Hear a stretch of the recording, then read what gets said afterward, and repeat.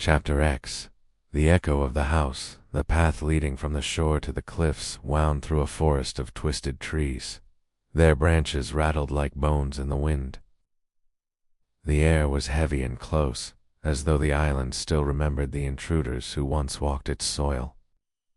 Simon led the way, lantern raised high.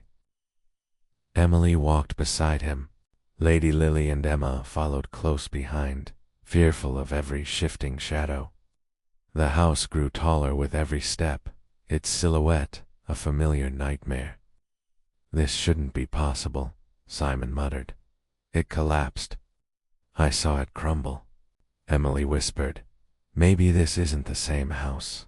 "What do you mean?" Emily hesitated. "Look at it, Simon. The stonework. It's older, wrong, like something tried to remember what the house looked like, and rebuilt it from memory." Emma clutched Emily's arm. "That's what my dreams felt like," Lady Lily whispered, as if the island itself is dreaming. Simon tightened his grip on the keystone. "Stay close," he said. "Don't touch anything unless I say so." Inside the house, the front doors opened on their own. A sound. No wind. It's just a slow, deliberate creaking, like a greeting. Simon stepped inside. Emily followed, lantern shaking faintly in her hand. The foyer looked exactly as they remembered, but not quite. Portraits hung at slight angles. The hall stretched farther than it should. The walls pulsed with faint warmth, as if breathing. Emma's voice cracked. It's like I've been here before." Emily shivered. "That's because you have." They moved deeper into the hall. Moved deeper into the hall.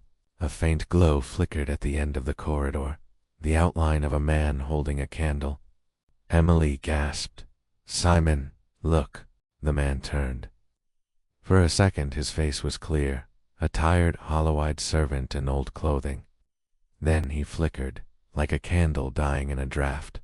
His edges blurred, his form stuttered between shape and nothing, and then he vanished. Lady Lily's hand flew to her mouth. "Was that eh?" Emily cut her off. "A memory. Not a ghost." Simon asked, "How can you tell?" Emily gestured with a trembling hand. "Because he didn't see us. And when our lantern light hit him, he flickered, like a reflection in water." Emma whispered, "There are more." She pointed. Down the hall, two women in old-fashioned clothes walked silently past, one carrying linens, the other a tea tray. They too flickered when the lantern light touched them. One vanished halfway through a wall. Emily felt the hair on her arms rise. "Simon, the people on this island, they're not people. They look more like living memories." Simon frowned.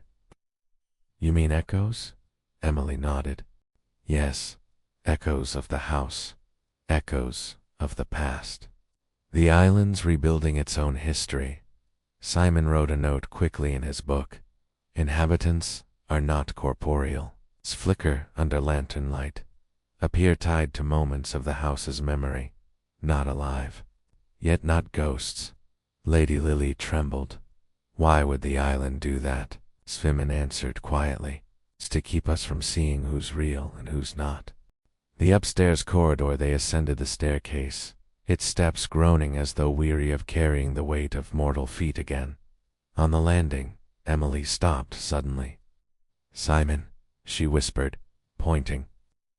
At the far end of the hall stood another figure. This one did not flicker. A tall man, in a dark coat. Face hidden in shadow. Emma gasped. "That's him, the dream man." Simon tightened his grip on his knife, but as they approached, the figure stepped backward, into the darkness, vanishing as though swallowed by the house itself. Simon muttered, "He's leading us," Emily whispered. "I don't think he's leading us, Simon. I think he's waiting." Thank you for listening. If you're intrigued by our story, be sure to follow for the next chapter of our investigation.